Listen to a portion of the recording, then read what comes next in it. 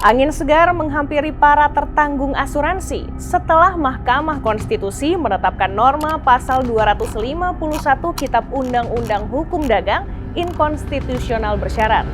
Dengan demikian, perusahaan asuransi tidak bisa seenaknya membatalkan secara sepihak klaim asuransi pemegang polis. Sobat bisnis, inilah Fokus.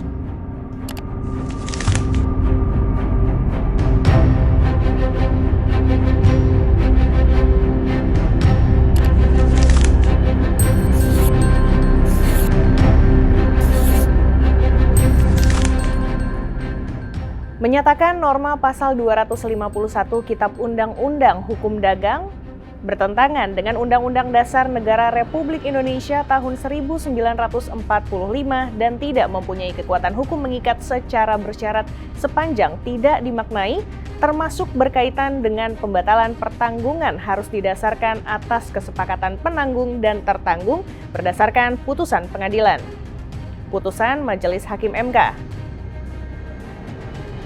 Permohonan terkait pasal 251 KUHD ini telah bergulir sejak 2023 dan digugat banyak pihak tertanggung asuransi. Namun, gugatan yang dikabulkan ini diajukan oleh Maribati Duha, ahli waris dari penerima manfaat atas nama almarhum Sopan Santun Duha pada Agustus 2024 lalu. Sebelum gugatan dilakukan Maribati Duha, saat masih hidup Sopan Santun Duha sudah lebih dulu mengajukan gugatan tepatnya pada Januari 2024. Keduanya menggugat pasal 251 KUHD yang berbunyi,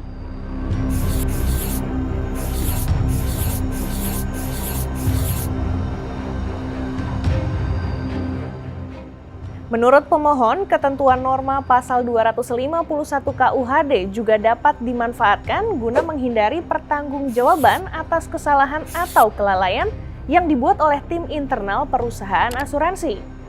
Kelalaian dimaksud antara lain underwriting ulang atau seleksi resiko yang merupakan proses penaksiran dan penggolongan tingkat resiko yang ada pada seorang calon tertanggung. Underwriting hampir selalu dilakukan perusahaan asuransi apabila ahli waris mengajukan klaim atas nilai manfaat yang diperjanjikan dalam polis. Hal itulah yang didalami oleh pemohon ketika mengajukan klaim ke salah satu asuransi. Pihak pemohon mengatakan tindakan perusahaan tersebut merupakan motif untuk membatalkan polis atau setidak-tidaknya mengurangi nilai manfaat yang dapat diklaim sebagaimana dialami pemohon. Motif itu seolah-olah sah di mata hukum karena berlakunya pasal 251 KUHD. Pasca putusan MK, ketika ada sengketa klaim harus ada kesepakatan kedua belah pihak melalui lembaga alternatif penyelesaian sengketa sektor jasa keuangan dan jika tidak selesai dibawa ke pengadilan. Sontak putusan ini bikin perusahaan asuransi pusing 7 keliling. Ketua Umum Asosiasi Asuransi Indonesia, Budi Herawan, tak menampik ada potensi meningkatnya sengketa asuransi sebagai dampak dari putusan MK. Pihaknya akan mengkaji ulang ketentuan dalam polis asuransi umum yang berlaku untuk memastikan ketentuan tersebut sejalan dengan hukum dan semangat keadilan pasca putusan MK. AAUI pun segera melakukan sosialisasi kepada seluruh anggota untuk memberikan pemahaman yang komprehensif mengenai implikasi hukum dan operasional dari keputusan ini. Putusan ini memang genting dan bikin pelaku usaha asuransi harus lebih berhati-hati. Salah satunya asuransi Cakrawala Proteksi. Wakil Presiden Direktur Asuransi Cakrawala Proteksi, Nikolaus Prawiro menegaskan bahwa perusahaannya akan semakin memperketat proses akseptasi bisnis. Menurutnya, prinsip kehati-hatian dan penerapan kebijakan Know Your Customer menjadi aspek utama dalam mencegah potensi sengketa klaim di masa mendatang. Nikolaus mengatakan, sebenarnya jika perusahaan asuransi menjalankan proses underwriting secara cermat dan bertanggung jawab sejak awal, maka risiko penolakan klaim dapat diminimalisir.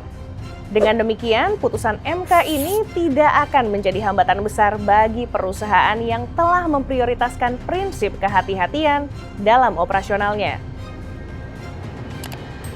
Otoritas Jasa Keuangan pun turut merespons putusan pengkajian undang-undang ini. Iwan Pasila, Deputi Komisioner Bidang Pengawasan Perasuransian, Penjaminan, dan Dana Pensiun OJK mengatakan, regulator sedang mempelajari keputusan MK tersebut. OJK akan mengadakan pertemuan dengan tim hukum untuk membahas keputusan MK ini secara mendalam. Sementara itu, Ketua Umum Komunitas Penulis Asuransi Indonesia Wahyudin Rahman mengatakan, putusan ini mengutamakan perlindungan konsumen, yakni menjamin tertanggung tidak dirugikan oleh ketentuan sepihak dari perusahaan asuransi terkait pembatalan polis. Namun, dia berharap kondisi ini tidak dimanfaatkan oleh calon nasabah atau nasabah pemegang polis asuransi. Keputusan ini dapat memicu moral hazard dari tertanggung yang mungkin sengaja tidak mengungkapkan informasi penting. Selain itu, beban klaim yang lebih tinggi beresiko memengaruhi stabilitas keuangan perusahaan asuransi. Ketua Umum Komunitas Penulis Asuransi Indonesia Wahyudin Rahman. Wahyudin juga berharap OJK segera menerbitkan pedoman baru untuk memastikan keseragaman praktik di industri asuransi usai putusan MK ini. Kekhawatiran akan adanya moral hazard juga tidak dapat disalahkan. Pasalnya, banyak juga kelompok yang mencari keuntungan pada industri asuransi dengan melakukan fraud dan abusing claim. Mahkamah Konstitusi melalui putusan ini telah menyeimbangkan posisi tertanggung di hadapan perusahaan asuransi sehingga harus mampu menjalankan fungsinya secara adil dari sisi pembayaran klaim serta mitigasi resiko fraud secara benar.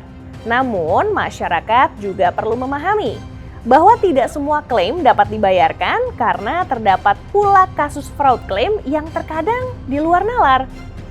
Akankah putusan ini bisa membawa keadilan dan kesetaraan mengiringi pertumbuhan bisnis asuransi di Indonesia?